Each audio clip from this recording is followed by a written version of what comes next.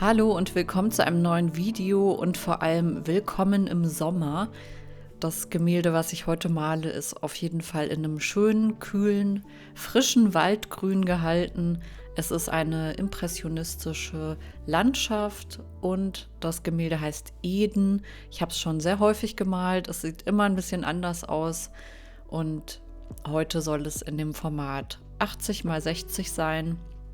Ihr seht hier auch zum Beispiel, dass ich ein Raster benutze, um meine Komposition zu gestalten. Das mache ich sehr gerne. Gerade bei Landschaftsgemälden finde ich das besonders wichtig, dass einfach die Proportionen stimmen, dass man sich grob dran orientieren kann und den Rest kann man einfach frei malen.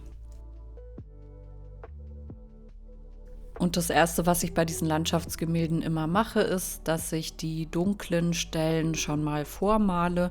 Da nehme ich meistens ein gebranntes Umbra und hier zum Beispiel auch ein Payne's Grey. Ich habe aber auch ein Mars Black mit reingemischt, also ein wärmeres Schwarz. Wichtig ist, dass man nicht zu viel Schwarz reingibt, weil sonst das Bild etwas matt wirken kann. Also wenn ihr leuchtende Farben wollt, dann macht es besser mit Komplementärfarben oder eher dunkleren Tönen, wie zum Beispiel einem Ultramarinblau gemischt mit gebranntem Umbra. Und da kann man dann auch noch ein bisschen Gelb mit dazugeben, wenn man das etwas grüner haben möchte. Aber gerade so für die dunklen Stellen möchte ich ja eher in einem gräulicheren Bereich bleiben, damit es einfach natürlicher aussieht. Weil meistens sieht man da ja auch so einen leichten Dunst oder so im Schatten.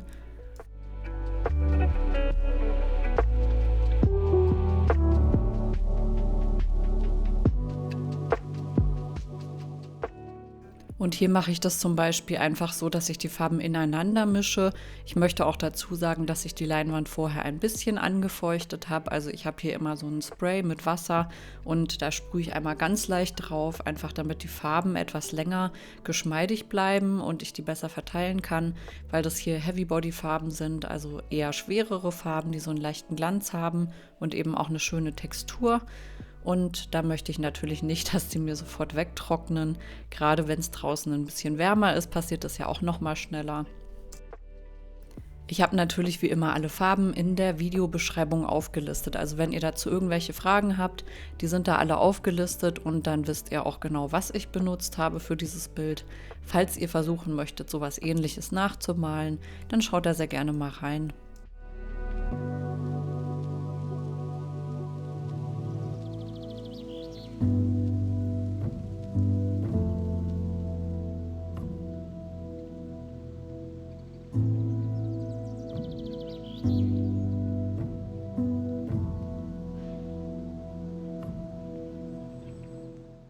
Ihr seht hier auch, dass ich wieder mein Malmesser benutze, was ich ja in fast jedem Bild mache. Und damit kann ich einfach richtig tolle Strukturen kreieren, die Farben ineinander ziehen.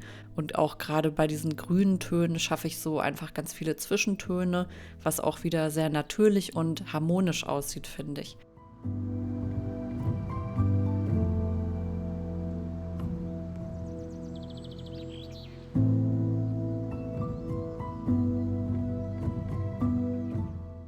Was ihr hier gerade seht, ist mein Hauptfokus. Das ist dieser kleine, nicht ganz deutlich sichtbare Wasserlauf oder die Quelle, die diesen kleinen Waldsee hier speist.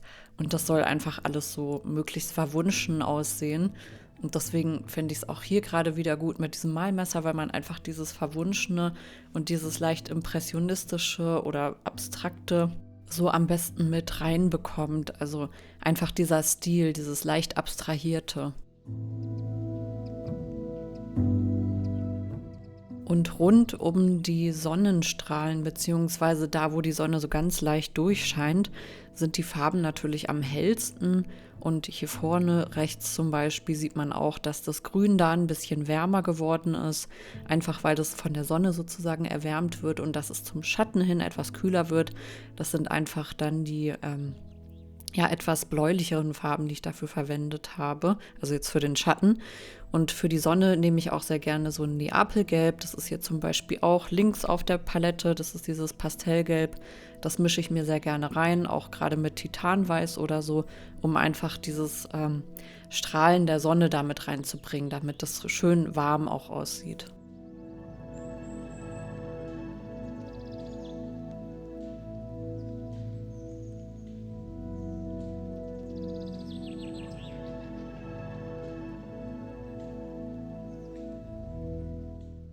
Man braucht übrigens auch gar nicht immer einen Pinsel benutzen. Ich mache es hier zum Beispiel ja auch so, dass ich einfach nur das Malmesser zum Malen benutze.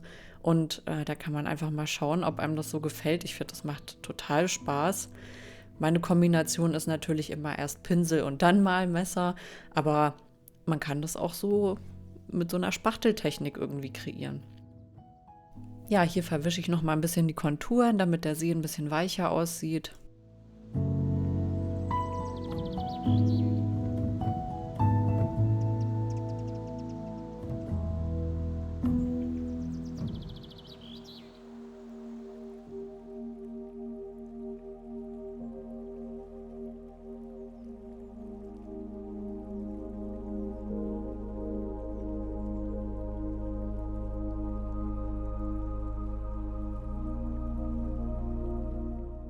Was übrigens auch immer sehr mystisch und harmonisch wirkt, ist, wenn man den äußeren Bereich von solchen Bildern etwas dunkler gestaltet.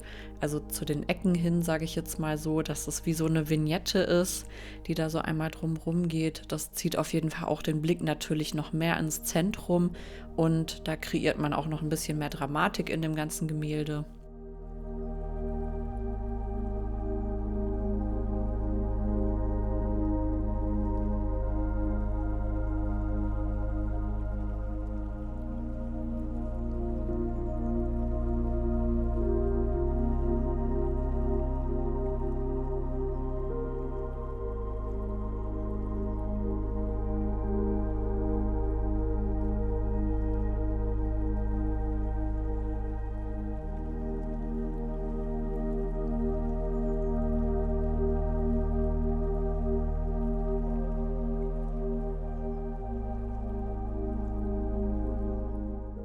Ich finde es auch bei Landschaftsgemälden unglaublich wichtig, dass man die Farben ineinander zieht, also dass man Farbübergänge hat und dass die möglichst fein ausgestaltet sind. Und ich finde, auch das kann man wieder sehr gut mit dem Malmesser machen oder eben hier auch mit einem Pinsel, den man so leicht auftupft zum Beispiel, damit es so ja nicht ganz klare Konturen hat. Also ich finde es immer schöner, wenn die Konturen nicht ganz so deutlich zu sehen sind. Ich hoffe, ihr versteht, was ich meine.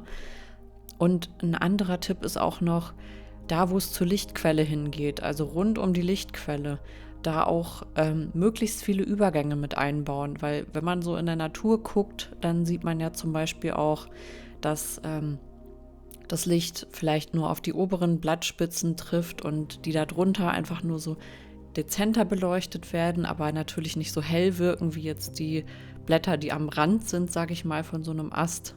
Ich hoffe, das ist halbwegs verständlich.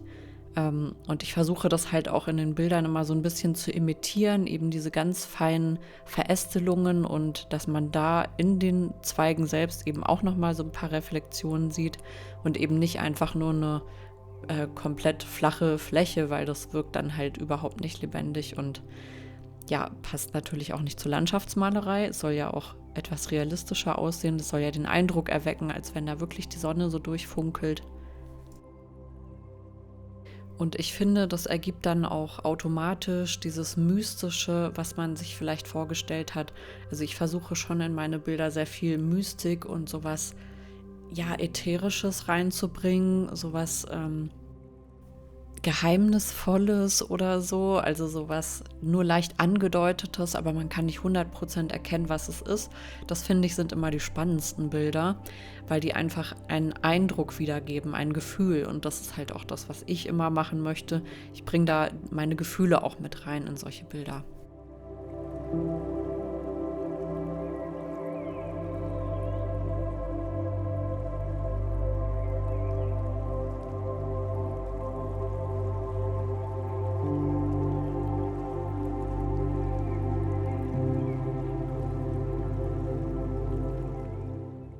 Das Bild trocknet jetzt einmal und ich male jetzt später am Nachmittag auch nochmal an dem Bild weiter. Wie gesagt, es ist recht warm draußen gewesen und dadurch ist die Acrylfarbe auch recht schnell trocken gewesen. Und selbst wenn sie nicht 100% trocken ist an manchen Stellen, dann merke ich das ja während des Malens und ich kann einfach trotzdem dran weiterarbeiten. Ich habe ja hier auch die Bereiche, die ich noch nicht bemalt habe, da arbeite ich dann einfach dran weiter und dann geht das Ganze in eins über. Ja, weil manchmal hat man ja so einen Tag, wo man einfach im Malflow ist und, da macht man einfach nur 'ne kurze Pause oder so und dann geht's einfach direkt wieder weiter, weil man einfach Lust da drauf hat. Und hier war das zum Beispiel auch so bei dem Bild. Ich hatte einfach Lust, das jetzt hier oben noch weiter zu malen. Mir hat das richtig Spaß gemacht, auch mit diesen schwungvollen Formen und so was. Also, da kann man einfach auf seine Stimmung achten und, manchmal ist man einfach in 'ner guten Stimmung zum Malen und dann ist es auch wie von Zauberhand dann plötzlich ein sehr schönes Gemälde am Ende.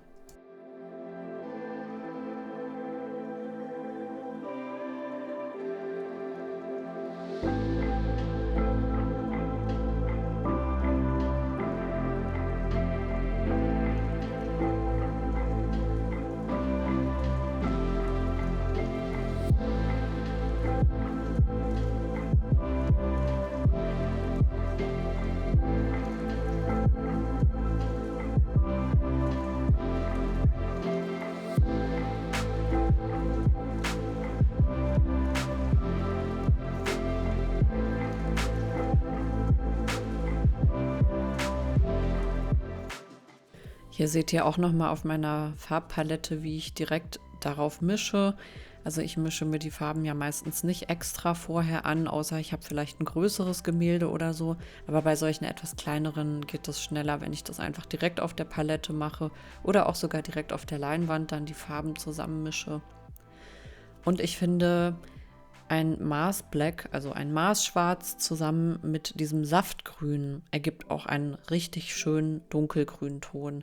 Manchmal kann man noch ein bisschen Gelb mit dazugeben oder sogar ein bisschen gebranntes Umbra, damit der Farbton etwas wärmer wird, weil das ja dann auch ein bisschen mehr Tiefe gibt und nicht so flach wirkt. Aber im Grunde diese zwei Farben, Marsschwarz und Saftgrün, die sind super geeignet.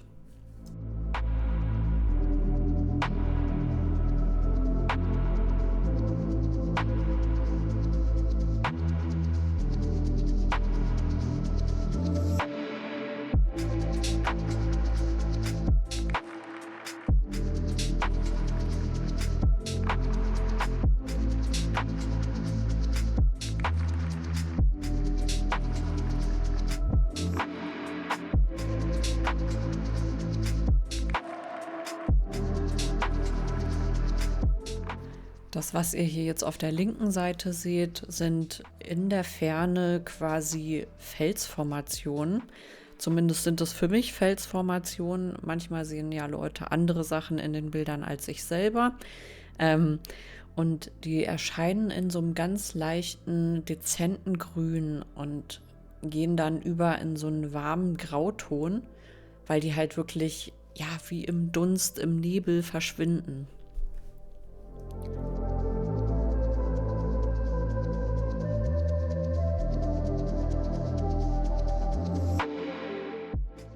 Ich hatte irgendwann schon mal die Frage bekommen, ob ich zwischendurch meine Pinsel eigentlich nicht auswaschen würde oder so. Und es ist natürlich schon so, dass ich die zwischendurch auch austausche. Also ich nehme mir auch immer mal einen neuen, gerade wenn ich von den dunklen zu den hellen Tönen überwechsle. Ich habe ja meistens zum Beispiel auch diesen Katzenzungenpinsel hier, den habe ich halt in mehrfacher Ausführung und benutze dann auch ganz gerne mal einen frischen. Es ist aber auch manchmal so, dass ich den einfach nur auf einem Küchentuch oder so abstreife und es dann durchaus sein kann, dass noch so ganz kleine Farbreste von den dunklen Farben mit drin sind. Wichtig ist nur halt einfach, dass es nicht zu schlammig wird, weil sonst muss man dann wieder drüber malen.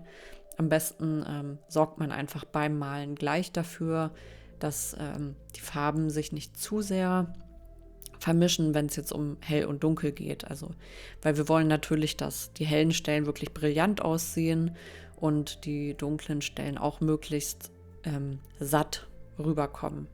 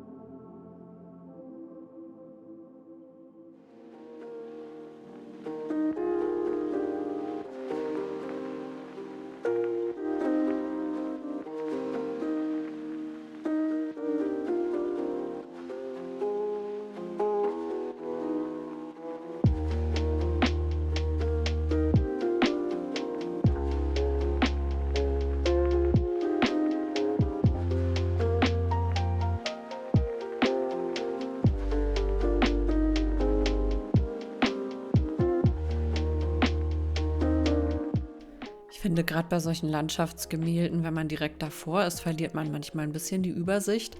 Und da hilft es auch, wenn man einfach mal ein bisschen Abstand von dem Bild nimmt und von Weitem drauf guckt. Also ich mache das sogar manchmal so, dass ich das einfach sogar abfotografiere, um meinen Fokus wieder zu bekommen. Weil manchmal wird man so betriebsblind, sage ich jetzt mal.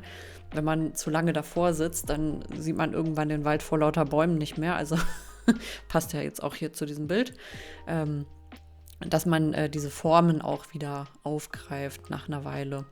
Gerade hier merke ich das auch auf der rechten Seite, also von euch aus rechts auf der Seite ist es manchmal ein bisschen verschwommen und man sieht nicht genau, wo fängt eigentlich der eine Baum an, wo endet er, und genau dafür hilft es halt, wenn man sich einfach mal kurz ein bisschen zurücknimmt und das von Weitem beobachtet. Oder auch mal zwischendurch rausgeht und dann nochmal mit frischem Blick drauf guckt. Meistens erkennt man dann wieder, wo man war oder wo man sich vielleicht verloren hat.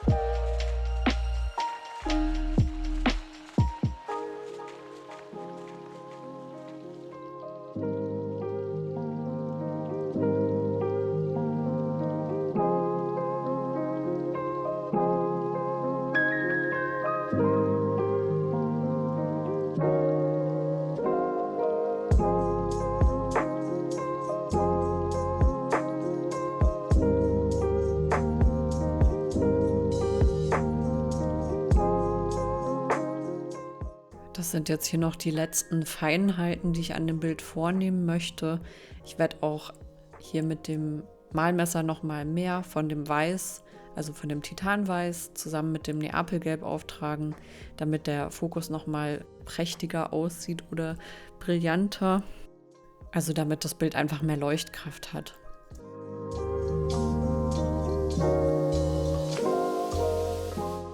Ja, die Seiten bemale ich natürlich auch immer.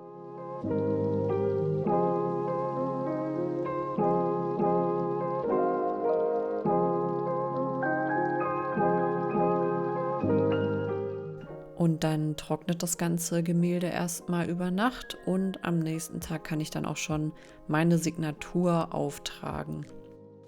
Das Endergebnis zeige ich euch dann, nachdem ich meine Staffelei aufgebaut habe. Ja, ich habe heute noch eine große Aufgabe vor mir, und zwar meine neue Staffelei aufzubauen. Das ist eine richtig schöne Massivholzstaffelei, die ich sehr gerne zum Präsentieren meiner Bilder benutzen möchte, gerade so zum Abfotografieren meiner Werke. Da habe ich auch schon die Gebrauchsanleitung und ich habe in meinem Leben schon sehr viele Möbelstücke aufgebaut, also gerade so von Ikea oder so. Und ich finde auch, die Anleitung ist sehr einfach geschrieben, also so, dass man es halt auch verstehen kann. Es gibt ja auch manche, wo man es nicht so leicht versteht. Hier ist sogar ein Schraubenzieher dabei.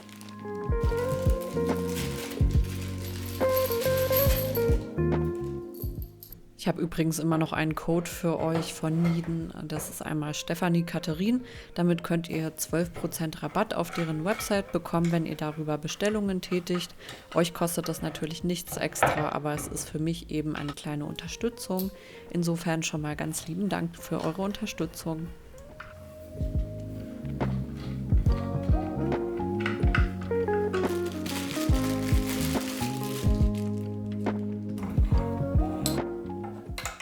finde es richtig cool, dass da auch Rollen dran sind, weil ich einfach vorher immer nur eine Staffelei hatte, die man so durch den Raum tragen musste. Und es geht natürlich auch ein bisschen in den Rücken irgendwann und alles. Also es ist wesentlich bequemer, so eine Staffelei zu haben, die einfach Rollen hat, wo man die Füße am besten auch feststellen kann. Und das ist halt hier zum Beispiel der Fall. Übrigens sage ich hier auf jeden Fall immer meine ehrliche Meinung. Wenn ich die Produkte nicht selber gut finden würde, würde ich euch auch das nicht zeigen.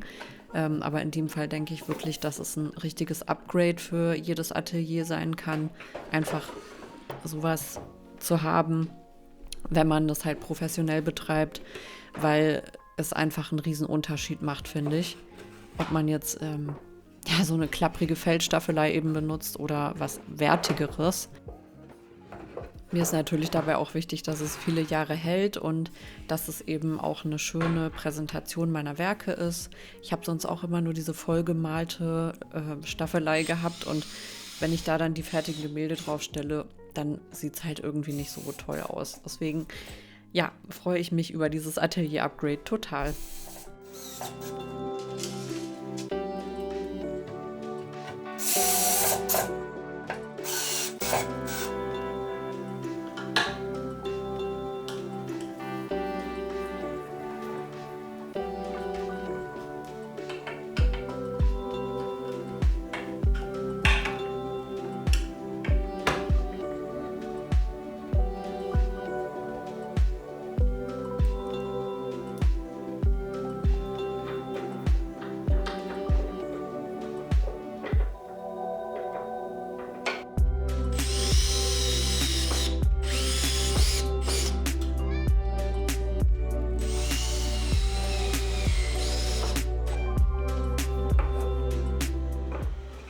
Ich weiß gar nicht, wie lange ich jetzt überhaupt gebraucht habe, um die Staffelei aufzubauen. Also es werden schon, glaube ich, so etwa 2 Stunden oder so gewesen sein, glaube ich.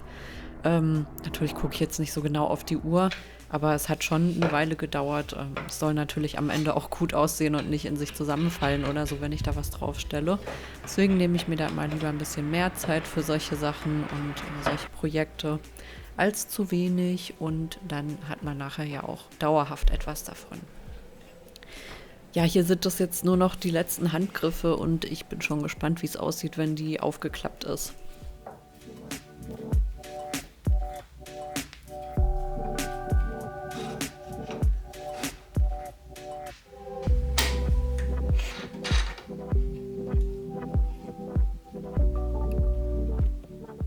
Hier vorne kommt noch so eine Kurbel ran, damit man das Bild auch immer hoch und runter fahren kann. Finde ich, ist auch ein richtig cooles Feature, was ich vorher so noch nie hatte bei einer Staffelei.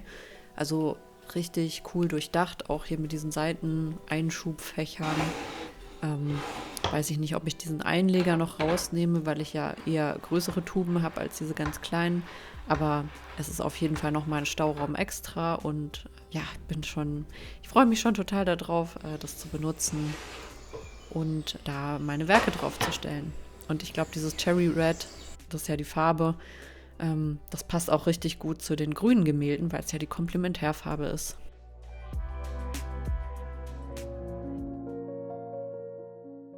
Und wie versprochen seht ihr jetzt hier das Endergebnis. Es ist natürlich schon wieder der nächste Tag. Ich habe noch bis spät abends an dieser Staffelei rumgeschraubt und jetzt in aller Frische präsentiere ich euch das fertige Gemälde Eden. Ich hoffe, es gefällt euch.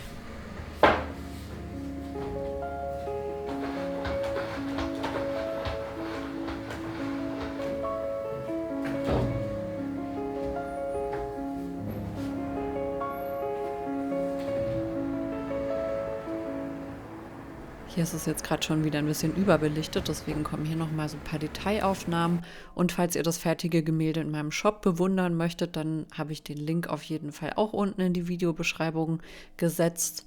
Und damit wünsche ich euch noch einen wunderschönen Tag, bedanke mich fürs Zuschauen und sage wieder Ciao und bis zum nächsten Mal.